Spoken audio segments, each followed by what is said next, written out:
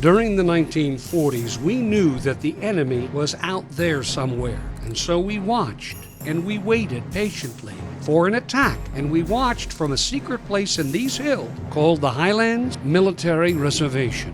And up in those hills were some big bad boys. They were a set of guns aimed out over the Atlantic Ocean, ready to fire at a moment's notice should our country come under attack. Now, these guns were located in Battery 116, and they were two 16-inch naval guns which were capable of firing 16-inch projectiles, and these guns were only fired once in a test.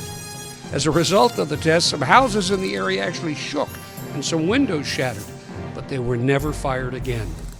Battery 116, or Battery Lewis as it's called, is located in Hartshorn Woods Park near Highlands, New Jersey. And it was named after Colonel Isaac Lewis, who invented a lightweight machine gun for aircraft, and he died in 1931. This reinforced concrete battery started to be built in 1942 and was deactivated 6 years later. Both of the guns were connected by an ammunition tunnel and covered with earth. Here's the entrance to the ammunition tunnel, and it ran from the left to the right to each of the batteries.